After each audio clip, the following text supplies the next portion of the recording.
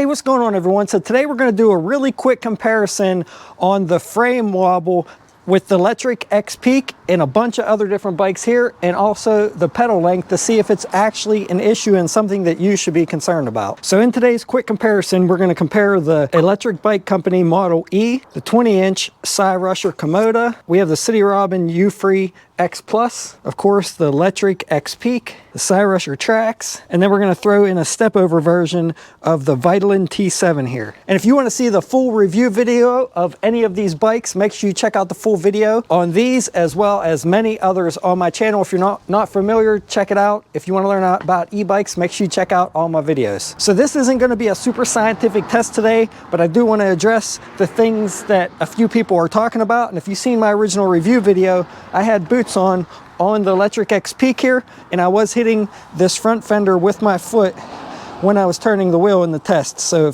if you have the pedals straight out like this, I had bigger boots on than this, but you'd have to keep your foot back pretty far if you don't want it to hit that fender or that tire. Now, when I'm riding it normally, I'm not gonna lie, I don't really notice that much when I'm just riding it unless I'm turning very sharp, because typically you're leaning and just barely turning it the way I normally ride. But I have noticed on a few different occasions where I really wasn't paying attention and I turned sharp and I was pedaling, or my foot was up, like you seen at the very beginning of my review video where I did hit that. So yes, it can be an issue, and that is something you're gonna have to keep in mind while you're riding, because if it catches you at the wrong time, say you have sandals on or something, which I don't recommend while you're riding a mountain bike, then it could cause an issue and really hurt your toe or something like that. Now, the one good thing about that short pedal length is that it does give you a shorter reach on this bike. So it does give you a pretty short reach. I'm really not bent over too much, but as you can see here, if your foot's in the wrong position, you will hit that fender.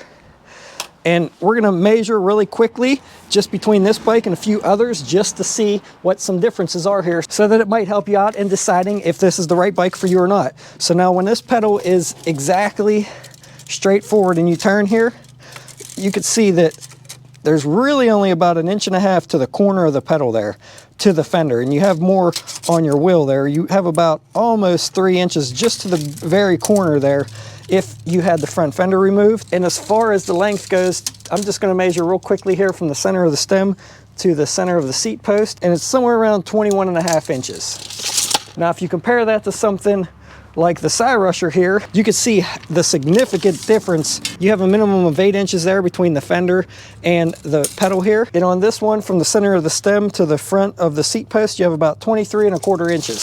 So there is going to be a little bit more reach on this. Now, I didn't think that this was too much reach for me, maybe just slightly, but this also does have a longer stem on it. I would probably benefit more from putting a shorter stem on this bike, so I wasn't leaning over quite so far. On the Vitalin T7, you have about 5 3/4 inches to the back of the wheel to the beginning of the pedal. On the U-Free City Robin X Plus, you have right around 5 inches, but these are not fat tires, so that's gonna make a huge difference. If these were fat tires, you would probably only have about maybe 4 inches, maybe even 3.5.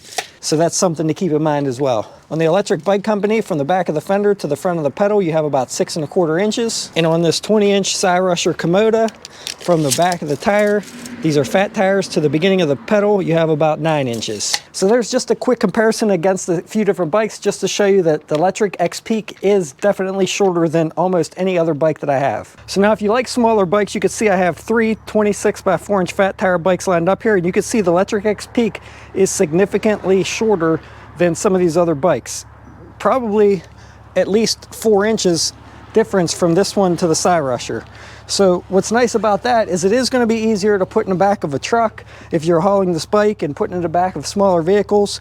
It is going to be a little bit less in length, so that is, I guess, another benefit to having the shorter frame, but that is a little bit close to the front fender there, and that is the trade-off you're going to have to make. So now we're going to check out frame flex and frame wobble on a few different bikes. And yes, that was not the Lectric Xpeak, that was the City Robin U-Free X Plus. But you can see here, and I mentioned it in my review video, of the Lectric Xpeak that I did notice the frame wobble, and I said that most step-throughs do have some sort of frame wobble.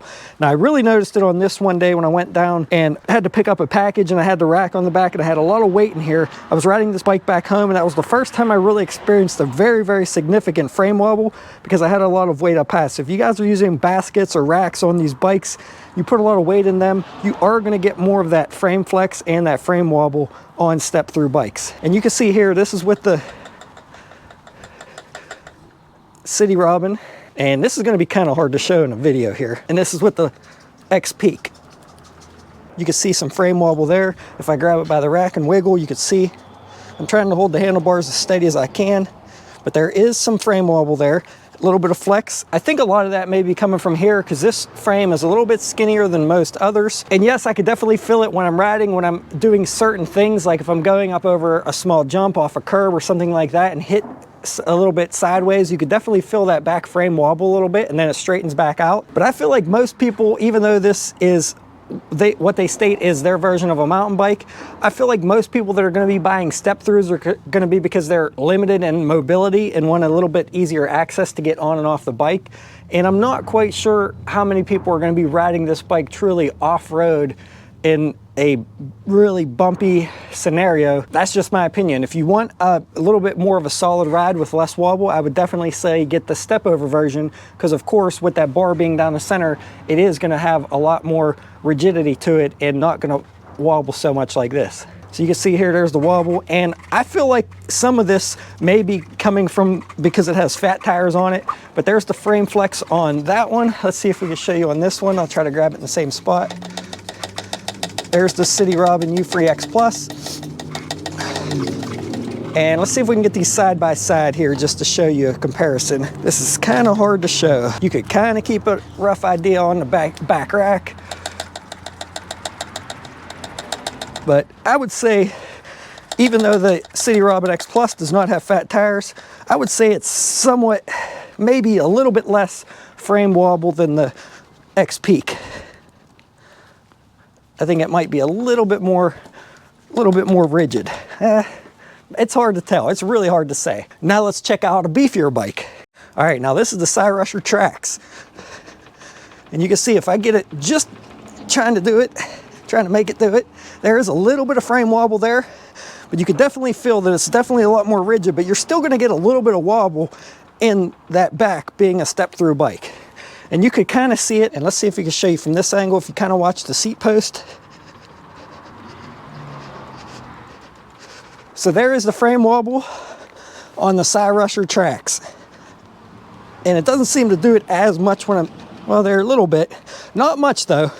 But the trade-off to this versus that, this bike is significantly heavier with a 52 volt 20 amp hour battery versus a 48 volt 14 amp hour battery, plus the bigger fork and the more rigid frame. This bike's gonna weigh 92 pounds with the battery versus the 75 pounds that this one weighs with the battery. So like I said, the more rigid the bike, the more solid it's gonna be, but the heavier it's gonna be as well. So let's try it with just me sitting on it here.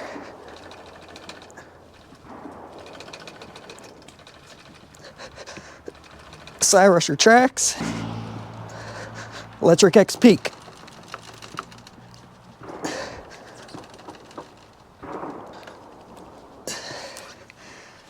U-Free City Robin X Plus. Electric Bike Company Model E. And you really don't feel a whole lot on this one. Now this one is really beefy here in the center. Pretty solid and secure. Like I said, there is a slight little bit of wobble there, not much at all. But this is also the best quality, best built bike that I have reviewed. Very good, very nice quality here. All the parts really nice, built in the USA. And I think a lot of that has to do with too, on this one you sit down a lot lower than a lot of the other ones. It has a low seat height. And I think that lower center of gravity there on you helps steady it up a little bit as well. But this one here, you can see, I think most of that wobble is actually coming from the wheel. There's not a whole lot of frame flex there on the Model E from the Electric Bike Company. Now here's the Cyrusher Komoda. Slight little bit of frame wobble, not bad. And if you look at the back, you'll see a little bit of wobble back there. It's actually not bad. A lot of that wobble is coming from the fat tire, but the frame itself is not really flexing a whole lot. And now this is a step over bike. This is not a step through, and you can see a lot more rigid here. The Vitalin T7, there's really no frame wobble, hardly at all on this one. Although there's no rack on this one, you can see I really can't wobble it. Really no frame flex hardly at all on this bike. But again, this is a step over version, so if you need that step through for the easier access, there's going to be a slight trade-off for that rigidity. All right, one last test here. I'm just going to grab this rear rack, side rusher. I'm trying to twist the bike, basically bend it in half. Just slight little bit of wobble there. Let's try the same exact test with the Lectric.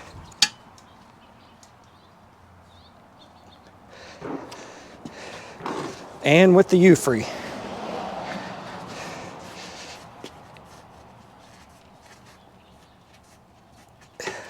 The Lectric Bike Company.